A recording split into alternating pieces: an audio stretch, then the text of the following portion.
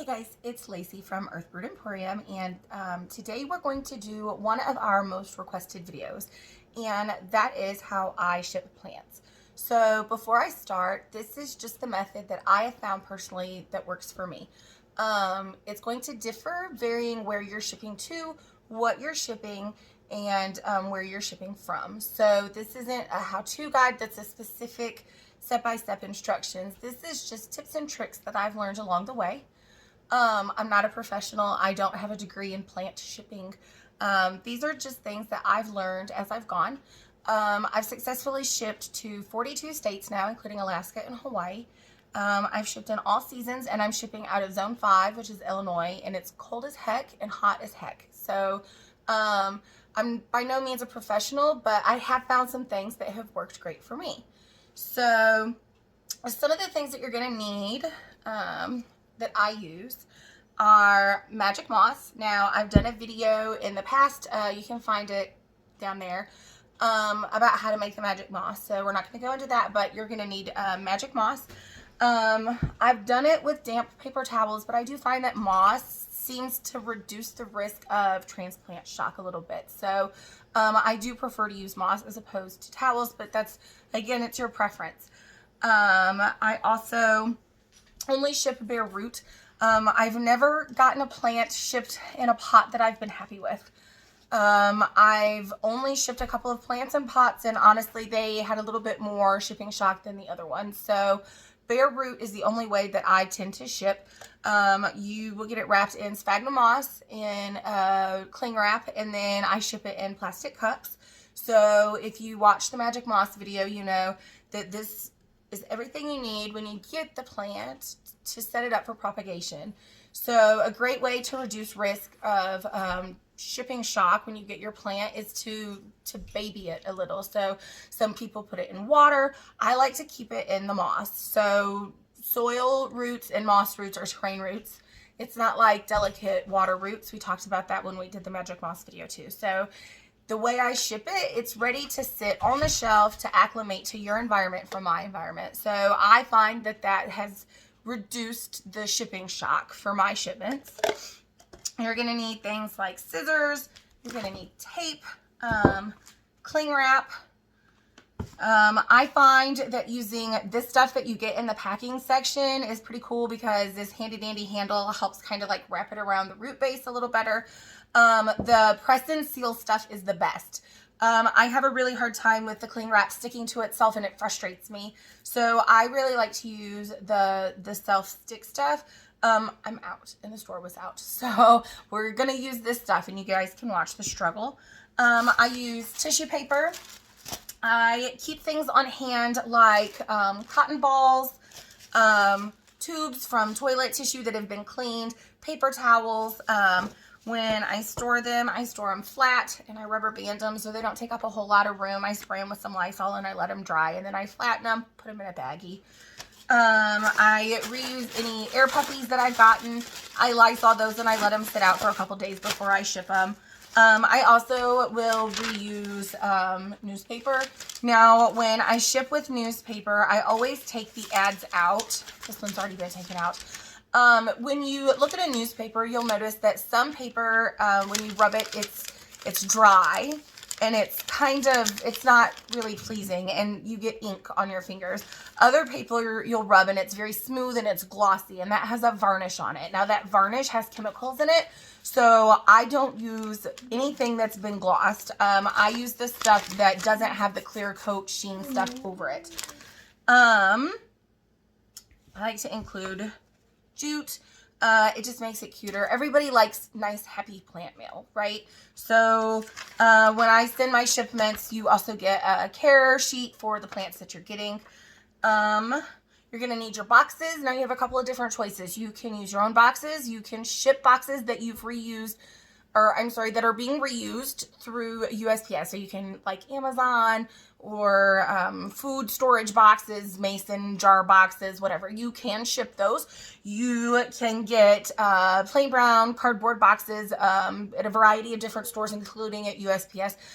Or you can order the free priority boxes off of their website. I'm actually waiting on my delivery. Hopefully it gets here tomorrow because these are going out in the morning.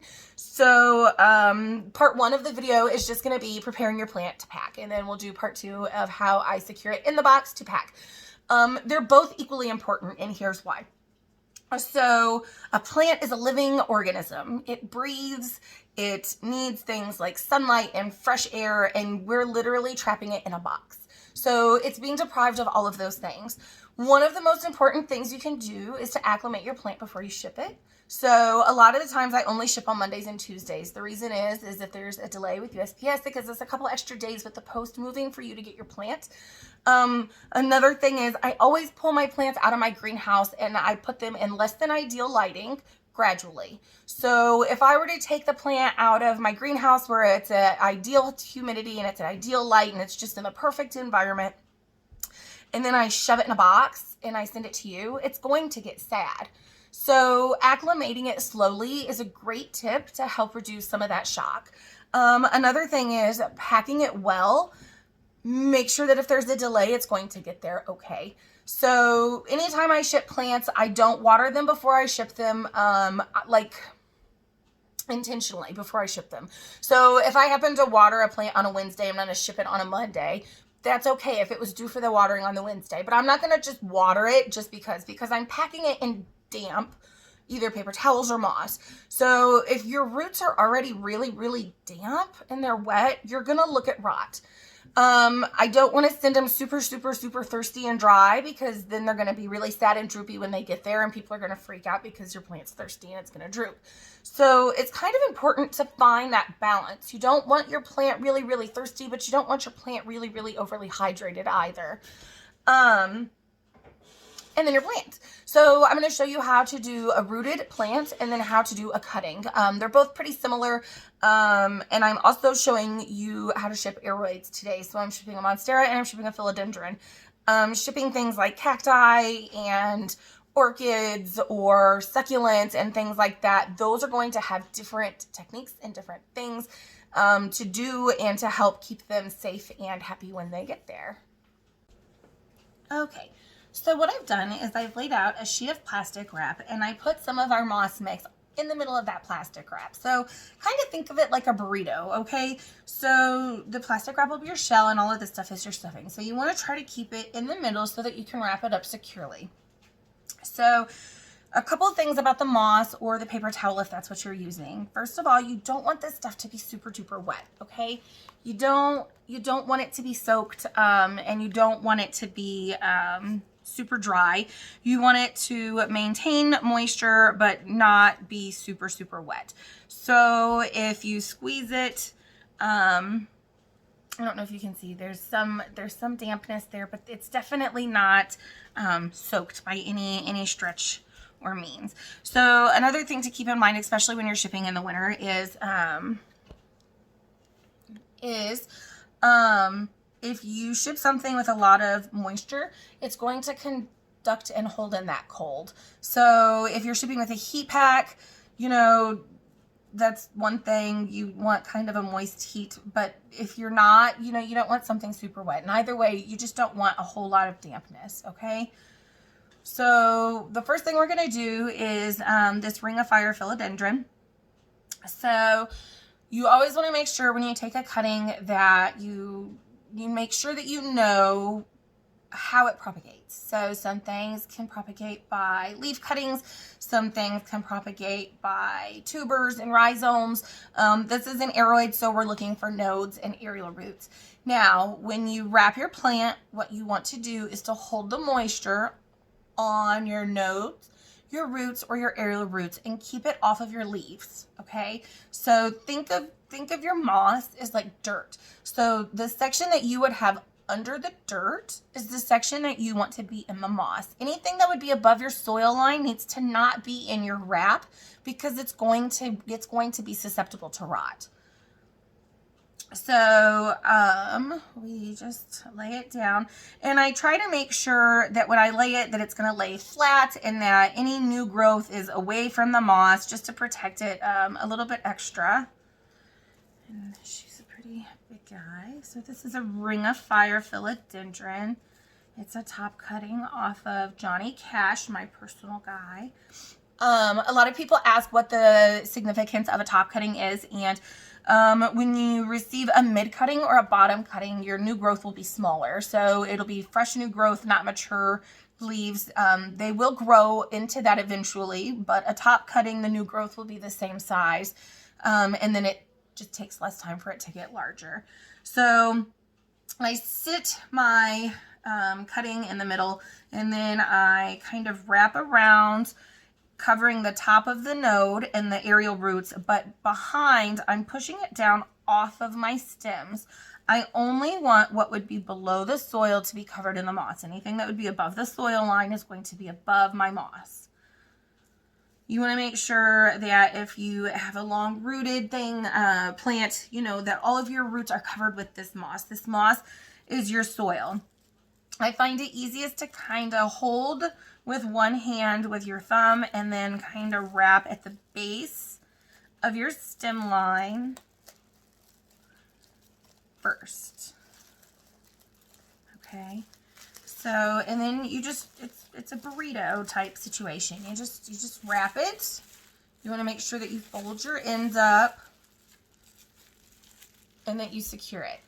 So, you want to hold the moisture in this section. You want to keep the moisture out of this section. This isn't a root. This is just a barky section of my moss.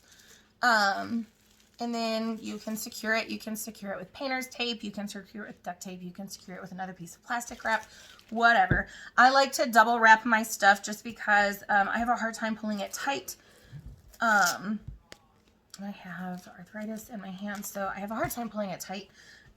So I kind of just turn the burrito into a sushi roll. Apparently I'm hungry. I don't know. Anyways, and I just give it a good wrap. And I twist it a few times to make sure that it's nice and tight. I make sure that I get around the bottom. And I just want to make sure that this is secure, that it's not going to fall off, that if there's a delay with USPS, that I know there's enough moisture in here to keep this guy safe. But remember, we don't want to risk rot. Anytime you are shipping a cutting, you want to make sure that it's calloused over before you stick it in here. We can go over that, what a callus is later, but you just want to make sure that there's no fresh cut. You know, let it sit out for a few hours to overnight before you put it in water, just like you would a propagation, just like you would moss, things like that, you know.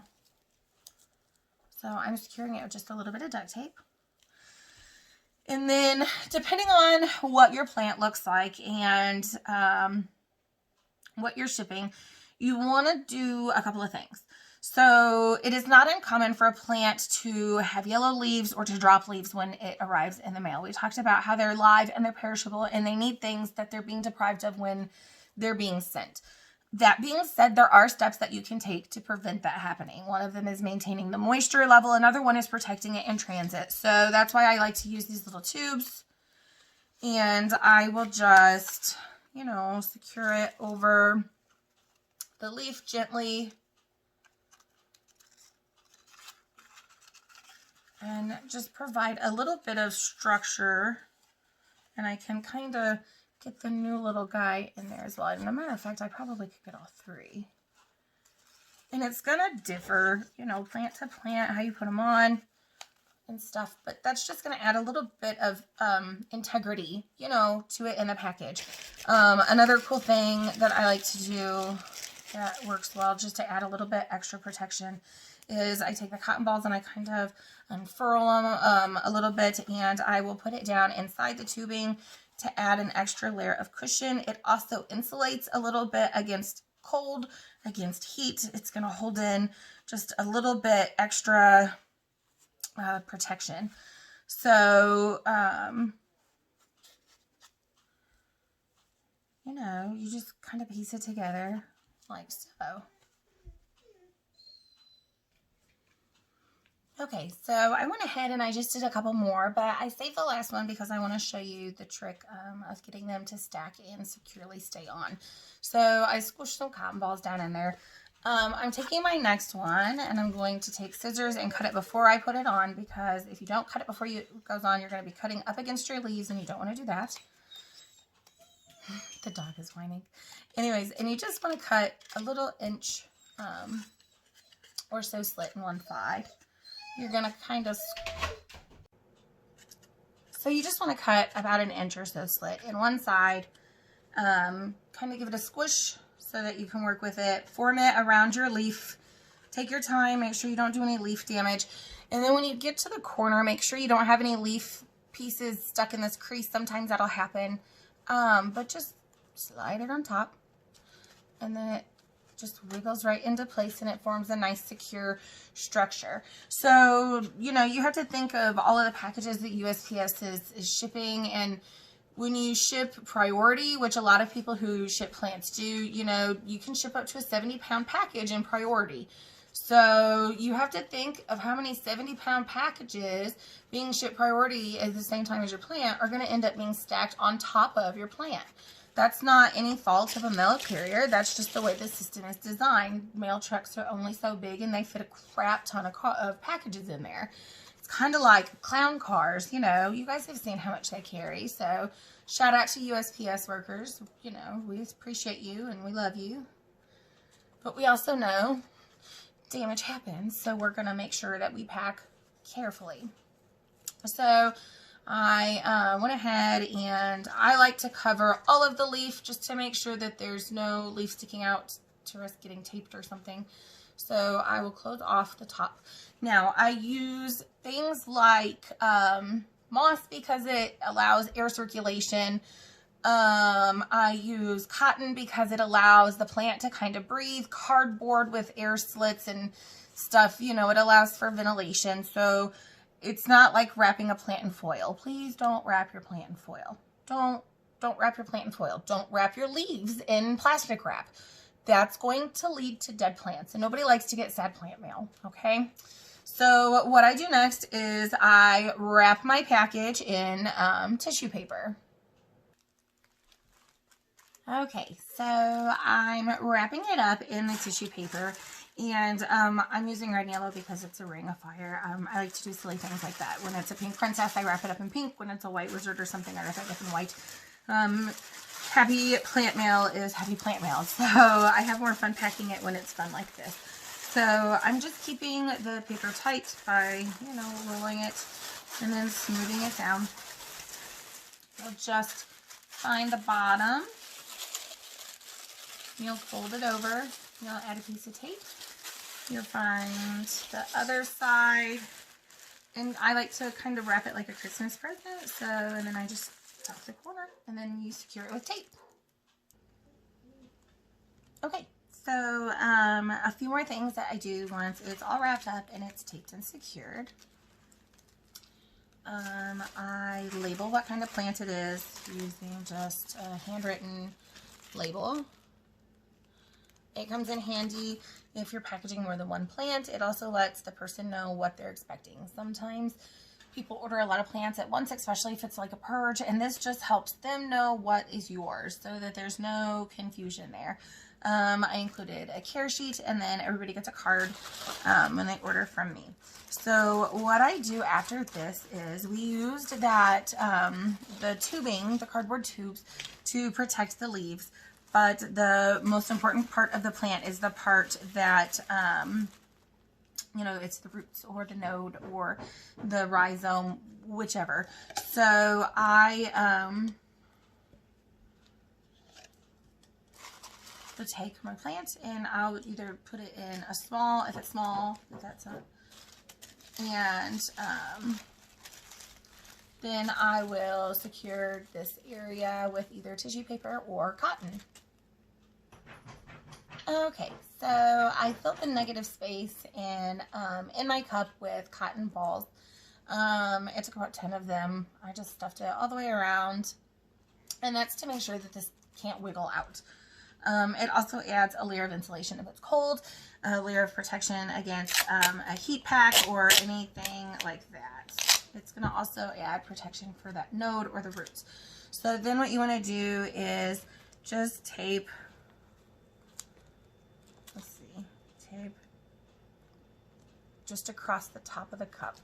So you're not taping it to your package, you're just taping across the top, okay? Okay, so I taped around the top. You can see I left some vent holes. I didn't secure it to my package at all. It's not on my tissue paper, it's not on my plant, it's just securing this in here, so if I tip it upside down, it's not gonna fall out. My plant isn't wiggling all around.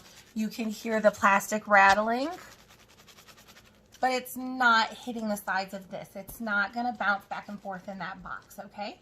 So once you've got it like this, you're ready to put it inside of your package.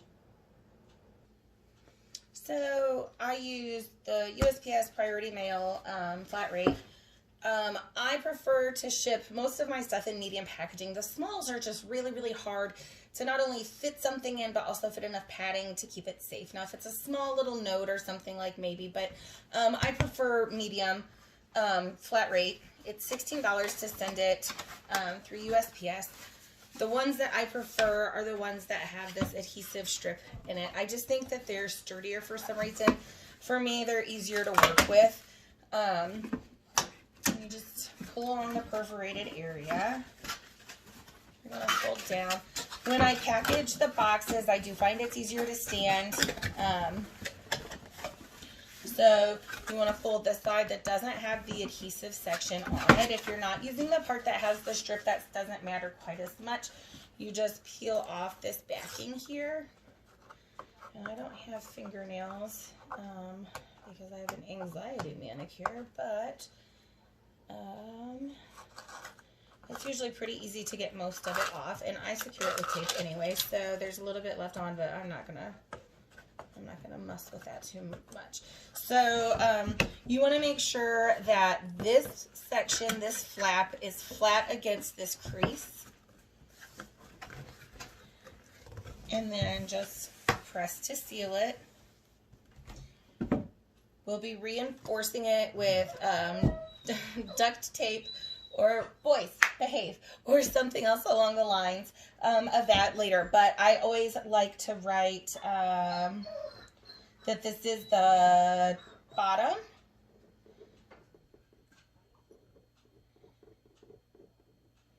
So this isn't going to be the pretty side because we're going to flip this over. So it says open other ends. And then we want to just do the same thing on the other side. Now, if you're using a heat pack, you want to put your heat pack way, way, way on the bottom, or you want to put your plant way, way, way on the bottom and then put it on the top. So for this one, I like to fill any negative space that the plant is going to leave with a layer of tissue paper. I use the white tissue paper because it's cheaper in the bulk. So I can get like 48 sheets for $1 at the Dollar Tree. The colored stuff is more expensive. The sparkly stuff is even more expensive. So I try to be as cost effective as possible because I don't charge a handling fee. So my shipping material, you know, that's out of my pocket. So I want to make sure that your stuff comes safe, but I also want to save money. So I use the white tissue paper, the puppies under the chair. So I'm just going to fill the bottom section here with just a couple layers of balled up tissue paper. So I used about 10 sheets or so of loosely balled up tissue paper, and I just put it down at the bottom. So what's that going to do is going to insulate and add extra protection on the base. Put your plant in. Sometimes you have to put it diagonally, but I prefer to set it in diagonally. So I put too much stuffing on one side, so I'm just going to pull some over, but I'm going to make sure that I keep some on the bottom layer of cardboard, and especially down in that corner.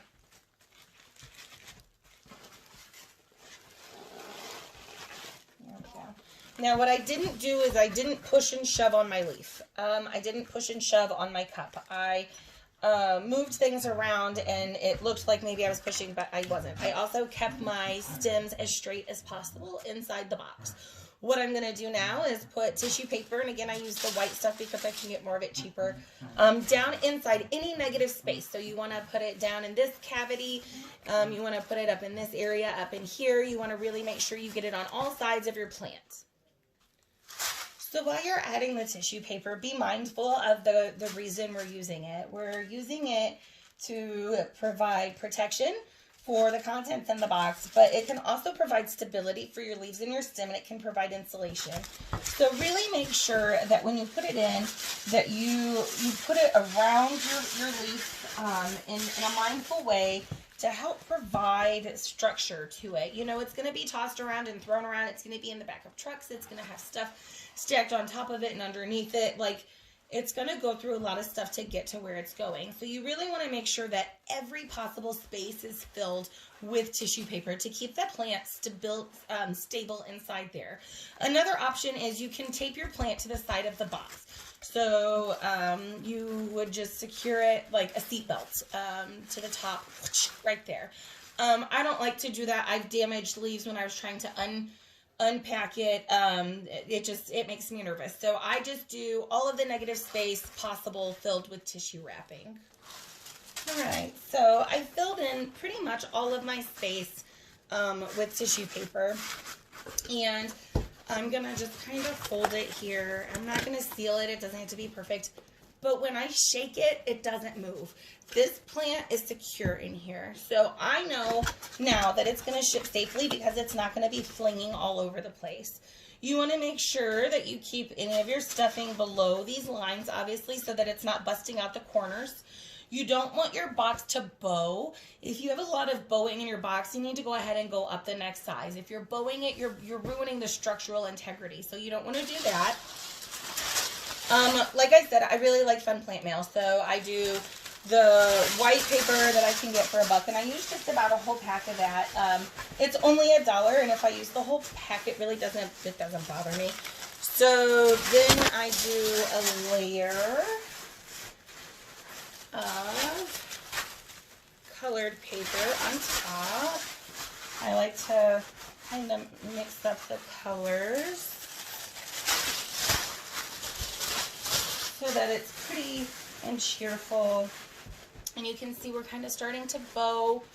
So I'm not gonna shove stuff down too much. You know, the pretty stuff is just for decoration at this point. It's not to keep anything in there because it already passed the shape test. So this is just to spice it up a little, jazz it up, add a little smile to life.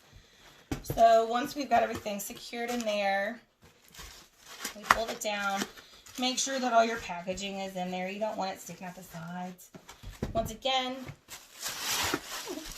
you start with the side that doesn't have the strip. First, make sure it goes all the way to this crease, so you might have to kind of push it in a little bit. You want to make sure that it's really secure.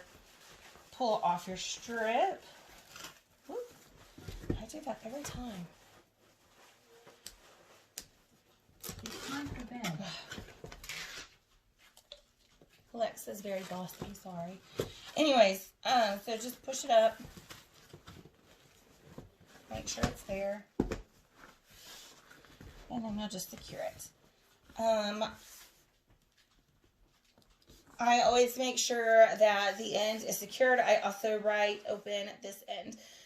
Because of that though, and this isn't actually the box that I'm going to use, I'm not going to go through all of that. I'm going to actually open it and unpackage it. So, but that is how you package safely. So you're just going to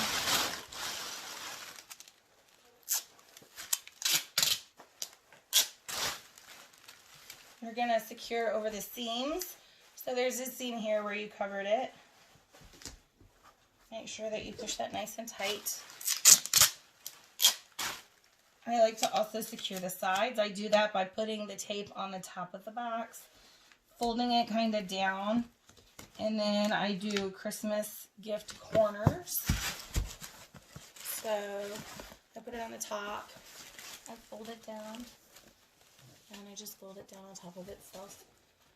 I'll then put a piece of tape across the strip right here, so that way there's no corners to get stuck on conveyor belts or hands or anything along those lines. I'm going to shake it and make sure that your label is in the designated spot. When you put your label on, make sure that you don't tape over your tracking code, even with clear tape. If you tape over it and it doesn't scan, you're going to lose tracking, and you don't want that to happen. And that's it.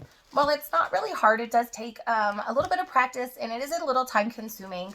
to pack a plant safely to arrive happy. But it's definitely worth it when you receive happy plant mail and when you have a happy client or a happy customer tell you that your plant is beautiful. So it always makes people's day when you pack with extra love. Like I said, I'm not a professional. I can't guarantee that this is going to work for you. It depends on where you're shipping to, where you're shipping from, what you're shipping in general. But this is a great guideline. This is a great base. If you're shipping roots, just remember anything that would be below soil level is going to be what's inside your damp media, your moss, your perlite, your wet paper towel, whatever you're deciding to use. And anything that would grow above soil is going to be outside of that. If you have any questions, drop them down in the comments and I'll do a follow-up video answering any of your questions. I love the interaction. If you have any ideas or thoughts that you want to see a video about, feel free to drop over to our Facebook group page. It's facebook.com/Earthroot Emporium and ask. Like, I love the interaction. It makes things so much more worthwhile when I know that you guys are learning something and, you know, when I can answer your questions. So have a happy, safe, and healthy 2020 and happy planting, guys.